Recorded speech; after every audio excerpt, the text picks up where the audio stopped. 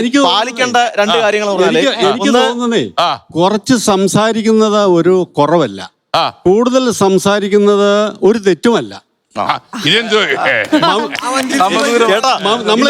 നമ്മൾ കേട്ടിട്ടുണ്ട് മൗനം വിദ്വാനുഭൂഷണം. പക്ഷെ ആ വിദ്വാനെ കൊണ്ട് എന്ത് പ്രയോജനം? ആ വിദ്വാനെ മറുപടി ചിലത് വരമ്പത്ത് കൂരി അപ്പ കിട്ടും പറഞ്ഞു. അത് പണ്ട് അല്ല. ഓക്കെ, അയൽവാസികളാണോ? മനസ്സിലായി.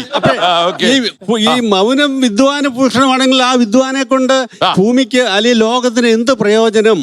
ആ വിദ്യ സംസാരത്തിനകത്ത് പാലിക്കേണ്ട രണ്ട് കാര്യങ്ങൾ എന്ന് പറഞ്ഞാൽ ഒന്ന് ഔചിത്യം, മര്യാദ. ഔചിത്യം എന്ന് പറഞ്ഞിട്ട് ഞാൻ ഔചിത്യത്തെ കുറിച്ച് 3 മണിക്കൂർ സംസാരിച്ചിട്ട് കാര്യമില്ല, അപ്പം ശരിയല്ലത്. പിന്നെ രണ്ടാമത്തെ മര്യാദ എന്ന് പറഞ്ഞാൽ ഇപ്പം ഈ പറഞ്ഞിട്ട് ഒരു മരണ വീട്ടിൽ പോയിട്ട് ഞാൻ സംസാരപ്രിയനാണ്, എന്റെ വൈദഗ്ധ്യം കാണിക്കാനുള്ള ഇടമല്ല, അവിടെ ഉണ്ടായിരിക്കണം.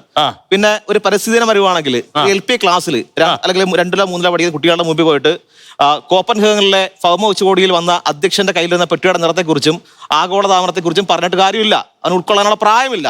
അവരുടെ മക്കളെ ഒരു മരം നടന്ന് പറഞ്ഞാൽ മതി. അപ്പൊ പാത്രം അറിഞ്ഞ് വിളമ്പുക, സംസാരിക്കുക എന്നുള്ളത് മാത്രമേ ഉള്ളൂ. ആ മര്യാദ, യുക്തി, ഔചിത്യം പാലിക്കുക എന്നുള്ളതാണ്. വേറൊരു കാര്യം, സംസാരിക്കാത്തതിന്റെ പ്രശ്നം പറഞ്ഞുതരാം. തിരുവനന്തപുരത്ത് സമീപകാലത്ത് നടന്ന വിഷയമാണ്. ഒരു പയ്യൻ ആ വീട്ടിലുള്ള സഹോദരങ്ങളെയും അച്ഛനെയും അമ്മയും അവൻ ഇല്ലാതാക്കി. അതിന്റെ കാരണം നാട്ടുകാരോട് ചോദിച്ചപ്പോ ഈ പയ്യൻ ആ നാട്ടിലുള്ള ഒരു മനുഷ്യനോട് പോലും സംസാരിക്കത്തില്ല. അന്തർമുഖനായിട്ടുള്ള ആളായിരുന്നു. ഈ അന്തർമുഖന്മാരെല്ലാം പ്രശ്നക്കാരാണെന്നല്ല പറയുന്നത്, പക്ഷെ അവൻ ഒരു മനുഷ്യനോട് ആവാൻ സാധ്യതയുണ്ട്. കാര്യം ഒരു ചേട്ടാ മിണ്ടരുത് കേട്ടോ, സോറി.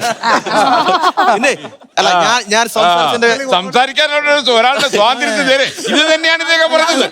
അല്ല സാറേ, ഇദ്ദേഹം പറഞ്ഞത് സാറേ, നമ്മള് സാധാരണ പറയാറുണ്ട്, എടാ ഒന്നിരുന്ന് സംസാരിച്ചാൽ തീരാവുന്ന പ്രശ്നമേ ഉള്ളത്. മനസ്സിലായോ? അങ്ങനെ പല വീടുകളിലെയും പല നാടുകളിലെയും പല കൂട്ടങ്ങളിലെയും പല പ്രശ്നങ്ങളും ഒന്നിരുന്ന് സംസാരിച്ചാൽ തീരാവുന്നതേ ഉള്ളൂ. ആ തീരാത്തതിന്റെ പ്രശ്നങ്ങളാണ് നമ്മൾ ദൃശ്യ ശ്രവണ മാധ്യമങ്ങളിലൂടെയും പത്രമാധ്യമങ്ങളിലൂടെ കാണുന്നത്. അതാണ് പറയുന്നത്. ഞാനൊരു കാര്യം പറയട്ടെ, നമ്മുടെ ഇന്നിപ്പോൾ സംസാരം കൊണ്ട് ഏറ്റവും ഉന്നതിയിലെത്തിയ 24 ചാനലിന് നേതൃത്വം കൊടുക്കുന്ന ശ്രീകണ്ഠൻ നായർ സാറ് തന്നെയാണ് സംസാരത്തിന്റെ പ്രധാന വ്യക്താവ്. സംസാരം കൊണ്ട് മാത്രമാണ് അദ്ദേഹം ഈ ഉന്നതിയിലെത്തിയത്. ആ ഭാഷ ഇല്ലായിരുന്നെങ്കിൽ ഇവിടെ വിജയിക്കില്ലായിരുന്നു.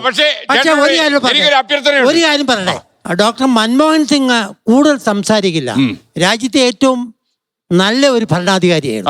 അപ്പോ രണ്ടിനും ഗുണമുണ്ട്.